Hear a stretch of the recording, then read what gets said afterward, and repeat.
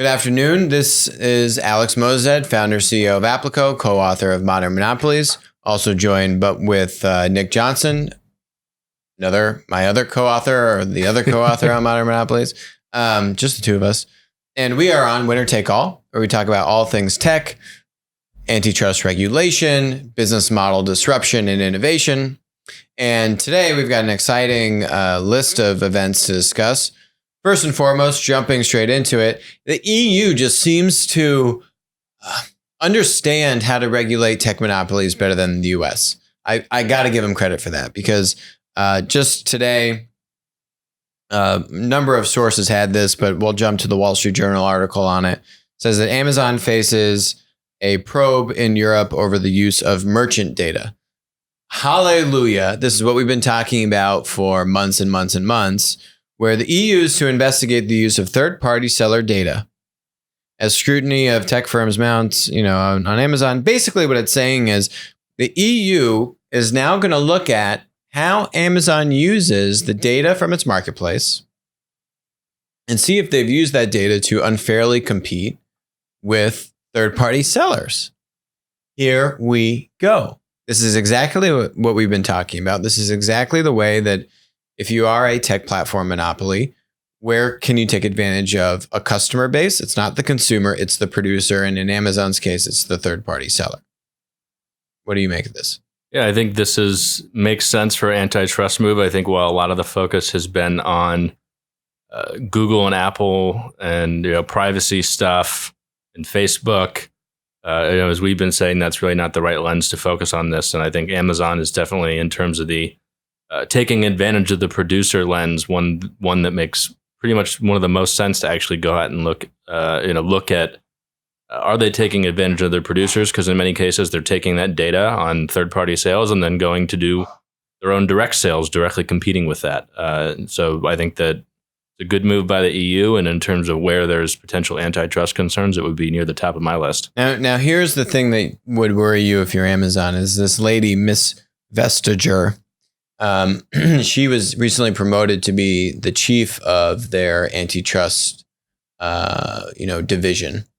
And she was the one who, against Google in 2017, again, rightly looking at how Google was competing against third-party content creators via Google Shopping and, favoring its own shopping results over other third-party shopping results, as well as forcing the handset manufacturers on Android to give the Google apps preferential treatment. They fined them, I think, maybe 2 billion euros roughly. And that was exactly the right vein to look at, right? Competition with the producers on Google. Now, she's the one leading the charge on this initiative against Amazon. And it's interesting because eBay just is releasing earnings in about 10 minutes today. And it just reminds me when Jeff Bezos in April of this year, 2019, released his annual shareholder letter, he was comparing the growth. Jeff was comparing the growth of the third-party sellers growing on Amazon compared to eBay. And he was saying that Amazon's third-party sellers grew more than double as fast as eBay's third-party seller sales grew. There's a nice knock at eBay. And so the CEO of eBay, Devin Wenig, on Twitter wrote this tweet, said, "While I appreciate the ink dedicated to eBay from the CEO of the company not focused on competition," I wonder who that is, "I think I'll dedicate my letter to customers' purpose and strategy. Here's the key part. We don't compete with our sellers. We don't bundle endless services to create barriers to competition." And I think he's getting at exactly what Miss Vestager is wanting to look at. I've got a couple examples. I know through the grapevine, a couple areas that Amazon's gonna get in trouble on this. One, we may have mentioned this in other episodes, but let's revisit it. I'm a Amazon product manager. I oversee a vertical of products on Amazon. I can request from the third-party sellers on Amazon, the 3P sellers, to send me their purchase orders. I can say, send me your purchase orders. I want to see this for authenticity, to verify that you're selling genuine products on my marketplace. Now, magically, those purchase orders include other information like the price and who is the manufacturer, where they're sourcing this inventory from. So if I'm an Amazon product manager, and maybe I just, maybe I'm lazy, maybe I just can't find these products or where to source them. How many stories has the average person in the United States heard about Amazon cutting out third-party sellers from a product that's selling, right? I have 6 months. I've got a really hot product selling on Amazon. I stock up all this inventory in my warehouse, and then my sales drop to nothing because Amazon has cut me out of the deal. They've gone directly to the manufacturer or the supplier and bought it for cheaper because it's Amazon, and they don't have to pay any take rates or anything like this. And now I've got all this inventory sitting around. I can't move it. I mean, how there are a myriad of stories from third-party sellers that this happens to all the time. And I guarantee if they audit Amazon's emails and they look at what some of these product managers have done with the PO information, Miss Vestager, if you're listening, that's a slam dunk. That's number one. It's all about the emails again? Yes, all about those emails. Those little pesky little things. I guarantee that's happening. Second thing, I guarantee there's internal chatter about the matchmaking algorithm, and this is where yesterday on in the Senate when they were grilling Google and Amazon and other tech monopolies over antitrust, this is where they get it wrong, right? They ask Google and Amazon and these players, and they say, "Do you alter your buy box? Do you favor your products in the buy box?" And they say, "No, we don't. We just show the lowest price." They're not lying. Right. What they need to be asking is, do you alter the matchmaking algorithm? When I search for a product on Amazon, in search. And my Amazon Basics products where no one else can share the buy box, are those showing up ahead of other people's products? Or are they being treated, the same way as other organic third-party products are? Yes. What tweaks are they making to the search algorithm that when I punch in a product, why does it show me the Amazon batteries over Duracell and Energizer what batteries? Gets picked is the Amazon's preferred product. They have that nice little logo that pops up next to it. Often it's their products when they're selling it. Yep. There's no transparency into how that gets decided, and does that favor Amazon products or not? Absolutely, it does. Absolutely, and there's lines here, right? I think that look, Walmart's been doing this forever. Every retailer under the sun has been creating white label products and putting those on their shelves and giving their products advantageous positions. Here's the difference between a Walmart and retailers and Target and Amazon. Amazon's a monopoly. They have at least 50% e-commerce market share, even though the eMarketer research on that is wrong, but whatever. They have a hugely dominant share of e-commerce sales. And then if you fine tune that even more to if I'm a third party seller, how much of a universe can I sell if I'm a third party seller? And now the universe actually gets even smaller when you look at the concept of GMV and how much does Amazon dominate of GMV? Because it's different if I have retailer linear revenue versus GMV, as we were just talking about yesterday. Amazon has an even more dominant share of just general GMV than from basically letting third-party sellers distribute through the marketplace. So this is the big difference is when you have a winner-take-all dynamic, when you have a platform business model at scale that has a monopoly model, then what is the right role for favoring your own products? Because you now have over 3,000 white label products over other third-party products in search. What is the right role of using purchase order data to then cut out your third-party sellers and then go directly and source it and sell it as a 1P product? Look, no one's really had that conversation. No one really has painted those lines.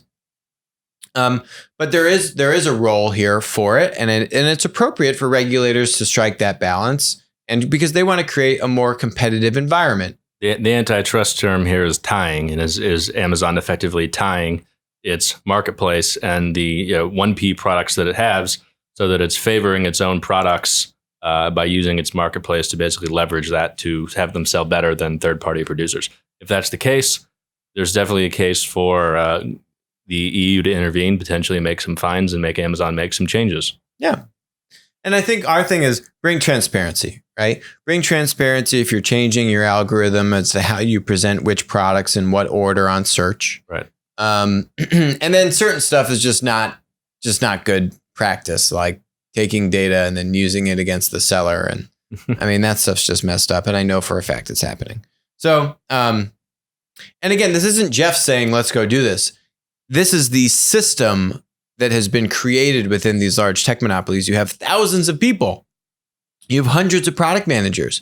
They're judged on a P&L. I mean, this is just a byproduct of how you have an organizational structure at this size and scale of a company. It's not Jeff saying, go take their PO data and go cut the seller out of the transaction. It's just something, it's just human nature. And there's no guardrails in place. And that is the role of regulation. Nothing that disincentivizes it. And in some cases, plenty of things that might incentivize this kind of behavior.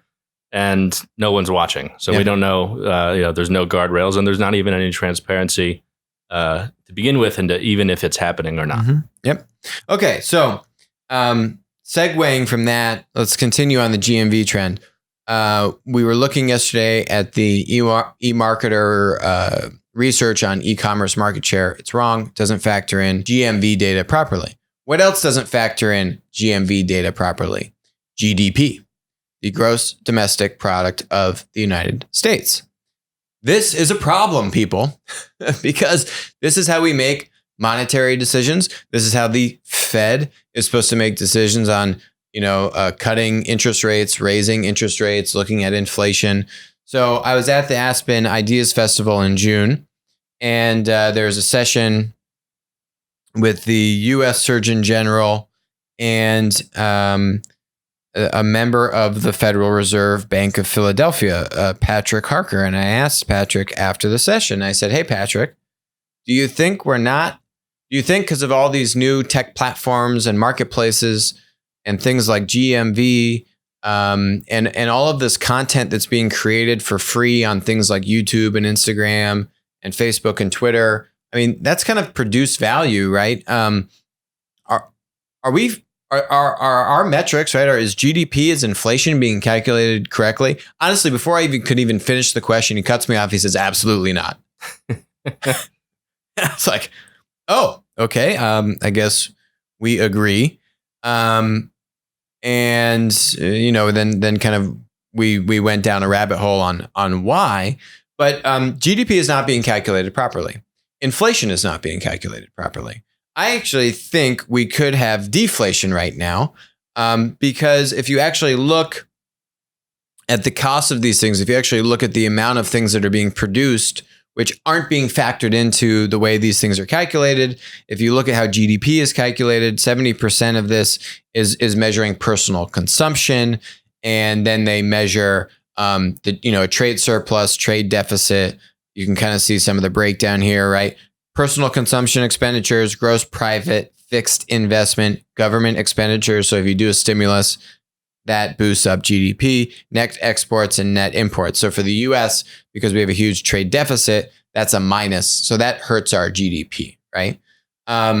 So the question here is, it seems to me like our GDP is actually understated in the sense that if we look at this concept of GMV, it's not being measured.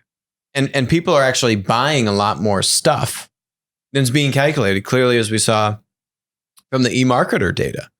You're not factoring in Amazon's GMV.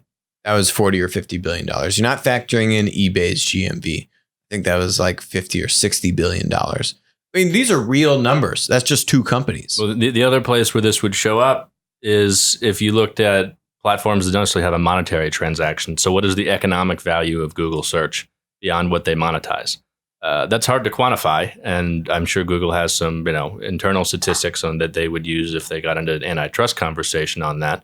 But it's not something that we know publicly. So it's certainly not something that's being taken in account to any kind of economic statistics. You used to have all this consumption spent on media.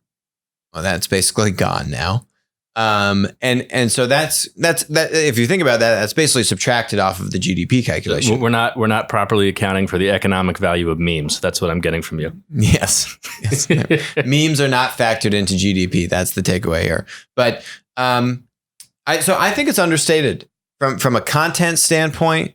Also, let's talk about things like the App Store, right? The amount of money spent on apps in Apple's App Store. That's GMV. That's not being calculated anywhere. That's what at least $30 billion. No, it's got to be more. Well, what would be calculated is if you have developers in the U.S. that make revenue from that, and then Apple's revenue. If you have developers outside the U.S. that are selling through Apple's platform, then that probably wouldn't be included. Yeah, I just don't know how they're getting. A lot of these developers are small. They're not publicly traded companies. I just don't think the Fed has. Is able to get all this information. I think they need to go to the source. The source would be Apple, Android. Hey guys, what's the total throughput on your marketplaces? Hey Salesforce, what's the total throughput on the app marketplace? You do $1 billion in revenue. Okay, that's maybe 20 or 30% take rate. Okay, so you're doing, say $3 to $5 billion in app marketplace throughput just on Salesforce. It's got to be hundreds of billions of dollars spent on apps between iOS and Android, just in the United States. I think part of the problem with that is that you have these platform companies. There's no standard accounting procedure for how they have to report gross sales, GMV, whatever you want to call it. There's nothing that really says you have to actually report this entire number, which is why Amazon for a number of years did not, even though they had substantial third-party sales. So I think that that would be a good place to start if they actually had to report this number, saying if you are a platform business, these are the standing accounting procedures for how you business. You got to report the concept some of kind of GMV, and it has to be included in your annual financials. Yeah, and then let's talk about inflation. So I was asking Patrick, I said, so in the basket, right? The way you measure inflation is you have a basket of products. Well, there's multiple schools of thought on this, but the old school of thought is you have a basket of products, and then you measure the price of that basket of products over time. So what I was saying is, so do you measure the basket of products of buying those in retail shops versus buying those on Amazon? And, how are you factoring in inflation, right? Because to me, you should start factoring that in, because if you look at what the value prop of Amazon is I'm ripping out so much friction by centralizing this marketplace. That basket of products, if you're buying it on Amazon, I guarantee you is going to be cheaper than if you were not buying it on Amazon 5 or 10 years ago, from whatever the original basket of products was. And that's going to mess up the inflation calculation. So there's a lot of gray matter in in the inflation numbers and the GDP numbers. More of an art than a science. Exactly. And so we got to start having this conversation, right? We got to start having the conversation about GMV. We got to start having the conversation about how marketplaces, and content platforms and maker platforms and all of this kind of free content that's being created. How is that being measured into these macroeconomic figures, or not? The economic impact of platforms, and how do you properly account for that? It's a big conversation. I think this is an important manifestation of that. Yep, exactly. So, couple earnings releases today. We have eBay and Netflix on earnings releases today. It was reported earlier today that eBay might be looking to sell StubHub. StubHub is a marketplace for buying tickets and to games and concerts and things like that. Great place to get tickets to Broadway shows and concerts that you might not be able to get otherwise. You're going to pay a significant premium for that, but at least you can get in. Now, the natural acquirer would be someone like a Ticketmaster. Right. Ticketmaster is not in Plaid. It's not in the index because they're owned by Live Nation. Live Nation has a lot of linear revenue. They do a lot of events hosting and that kind of stuff that is linear revenue essentially, and they didn't have enough platform revenue, I believe, to make it into the index. Right. But Ticketmaster itself, definitely a platform business. And StubHub, if you search for Ticketmaster, the first thing that comes up, of course, is a Google ad for StubHub saying, hey, you should go buy it on StubHub. You'll get better value.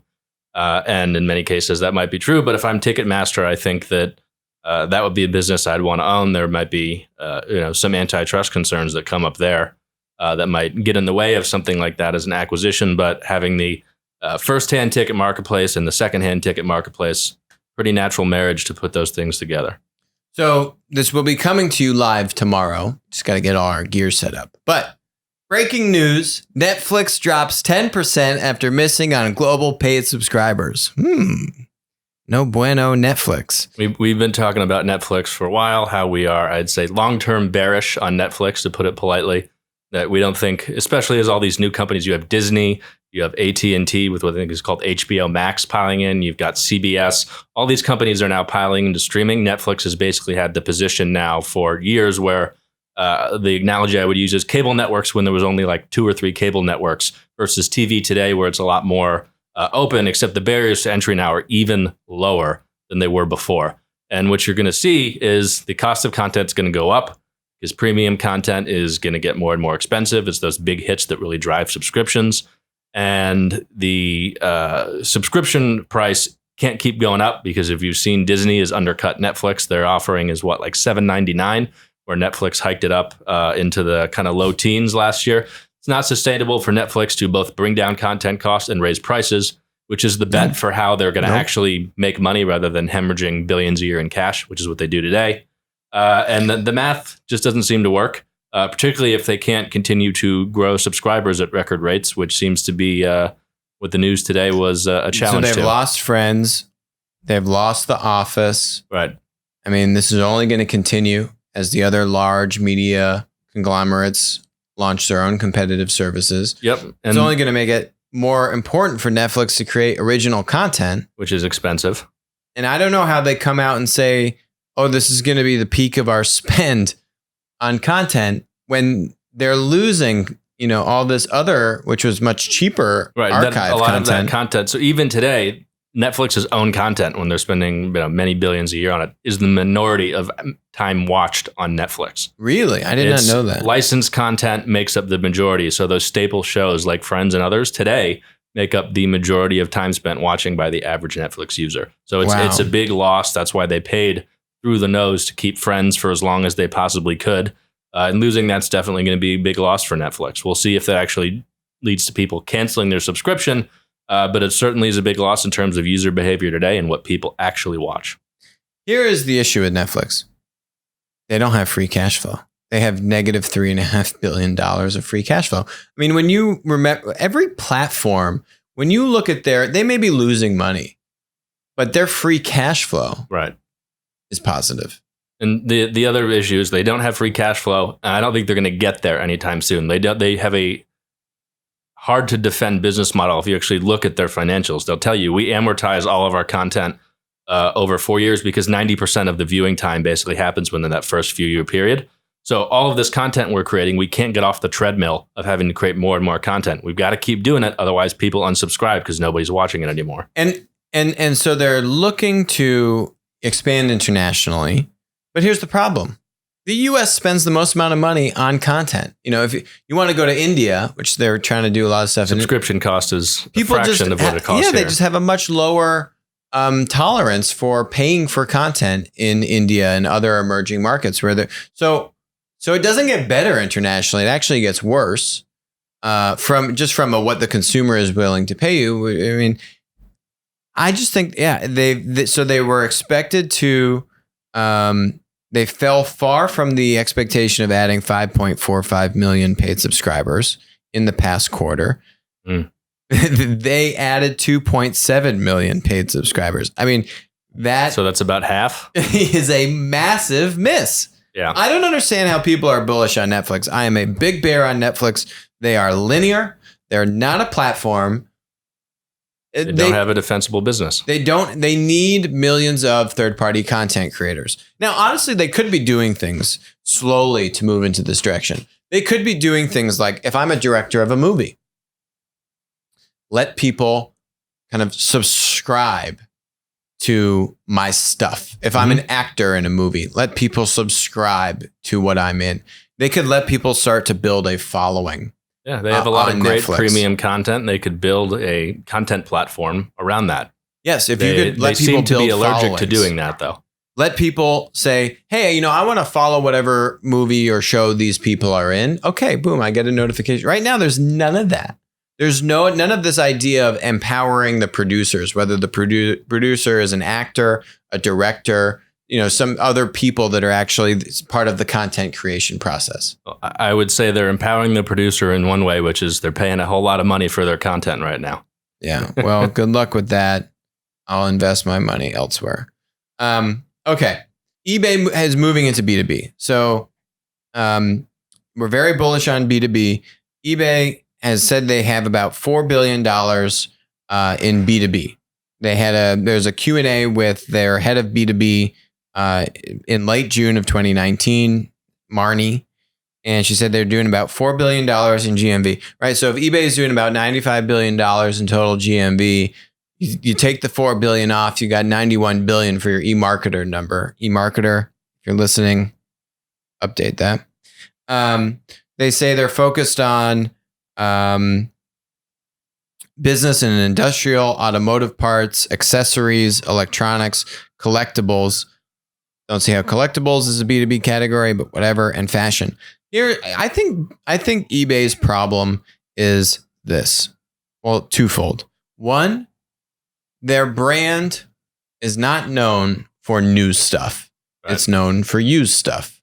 And I think, especially in the business customer, from a mindset standpoint, you don't want used stuff. You want new stuff. I don't go to eBay as a business customer to get quality stuff. It's not what comes to mind. Go for discounts. Right. And number two is they have no fulfillment capabilities. And I think they've been trying on the retail side, but on the B2B side. So I think the B2B things that they're doing currently today, 4 billion is not a small number, 4 billion in GMV. I think it's really pack and ship.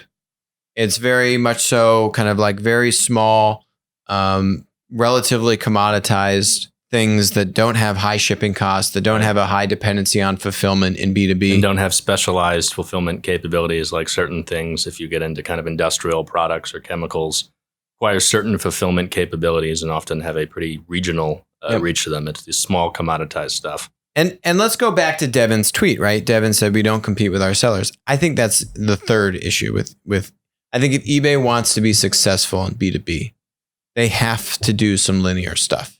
This can't solely be a marketplace play. They need to start doing some stockholding. Well, I think it is a market making strategy, which is the way Amazon often operates with their linear selling is, I'm going to sell this. I'm going to do it cheap so that you know to come to me to get these products. And I'm going to fill out the breadth of that with third-party products and make my profit on that stuff. I think eBay could definitely take a page out of their book for B2B. I think the other challenge eBay is going to have, as you're suggesting, fulfillment. We were talking about UPS and FedEx the other day. That's an opportunity if you're going to say, okay, how can we go help someone other than Amazon be the dominant winner in B2B that needs help with fulfillment? eBay would be a really strong case in point there. Exactly. eBay would be a great strong. And then, eBay can make a commitment to say, here are the few thousand or few tens of thousands of key SKUs in each one of these B2B verticals that I'm going after. And now I'm going to make an investment to get into stockholding. I think it's a necessary evil. I know they've been very reticent to do that. And they would need to educate investors about why that's appropriate. But you're just not going to be able to have the reliability that a business customer expects, right? They have a lot of long tail stuff, but you need the main heavy hitter things in stock, cheap, and very quick delivery times, especially if you're starting with smaller business customers, which is the best place to start as opposed to very large business enterprises. I guarantee that's not the bulk of the eBay business customers today. So it means they've got to change the way that eBay does things. And we'll see. I don't know if Marnie's going to be able to actually change some of how eBay fundamentally operates or where Devin's head is on this. I think they have a great shot at doing it. B2B is definitely one where they're not so far behind that they can't compete in it. Whereas, retail, Amazon has pretty much emerged as the winner there. Yes. And they definitely have a shot to actually be very successful in B2B. It's still very greenfield. Even though Amazon is at 10 billion GMV, if you look at the size of B2B, that's peanuts comparatively. Mhm. And there's a lot of opportunity for someone like an eBay, and as Walmart is also now entering in a bigger way into B2B, to come in and actually compete with Amazon successfully, where Amazon doesn't have a 20-year head start. Mm-hmm. Yep, exactly. Still waiting on the B2B distributors to get into the game, but still got some time. So that's it for us today, and that's a wrap. Seacrest out. I was waiting for that.